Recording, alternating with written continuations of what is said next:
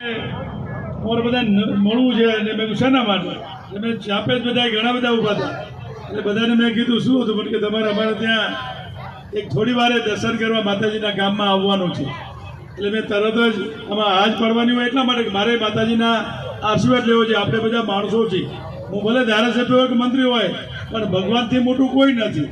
એમ મોદી સાહેબે અત્યારે ભગવાન પહેલાં પછી મોદી સાહેબ છે. એટલે આજે આપણા સરસ ધાર્મિક કાર્યમાં આપણી વચ્ચે આપણા ગામના જ હમણાં જ તમારા દેવી પૂજકના અને અન્ય સમાજના સહકારથી એ ડેલિગેટ બન્યા છે. મારા પાર્ટીના ઘણા સમયથી એ પોતે ચૂંટાઈ આવે છે, પાર્ટીમાં પણ સંગઠનમાં હતા અને આ જ ગામના એવા માન્ય શ્રી દસુભા દશરથસિંહજી, એ જ રીતે અમારે પૃથ્વીરાજભાઈ, ચંદુભાઈ, આમ તો બધાના નામ રઘુભા, ભુવાશ્રી અને બધા જ કલાકાર મિત્રો અને આપ સૌ આમ તો દિલ્હી ને જયપુર ને જેને કહે કે કયા શહેરનું નામ લઈએ, અમારા દેવી પૂજકો ઓલ ઇન્ડિયામાં છે અને એમાં ભોયકાના છે એનું ગૌરવ છે.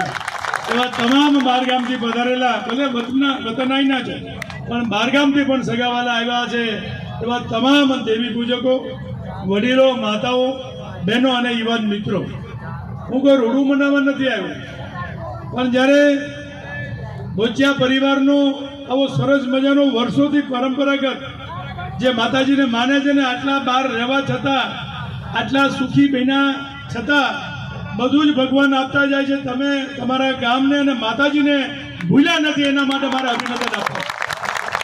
ના ભૂતો ના ભાવી જતી, તમે ક્યારેય માતાજીને ભૂલવાના નથી ને ભૂલાય પણ નહીં.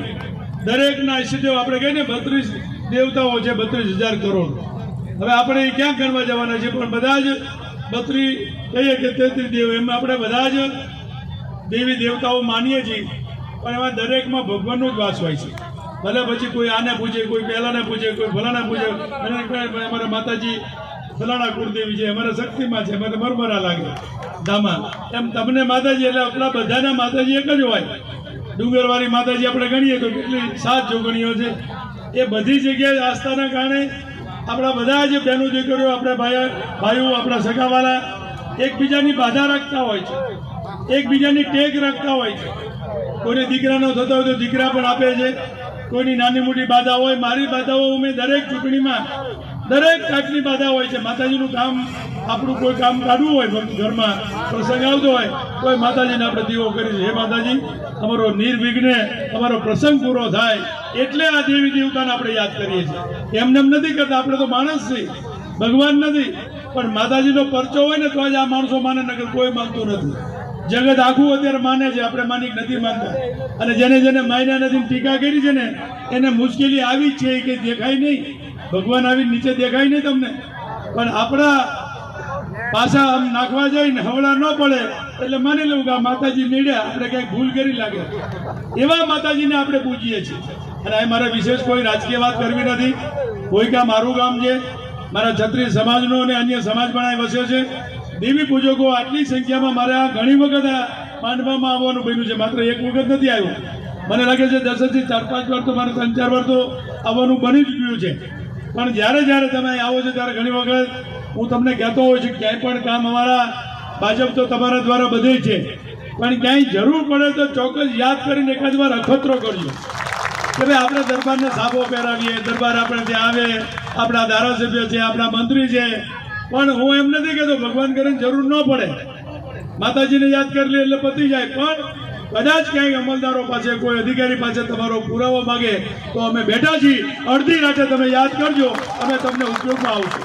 શું કામ કે અમે આ માત્ર તમારી પાસે રૂડું બનાવવા નથી આવ્યા. તમે અમને સાબો બાંધ્યો છે, અમે દરબારના દીકરા છે.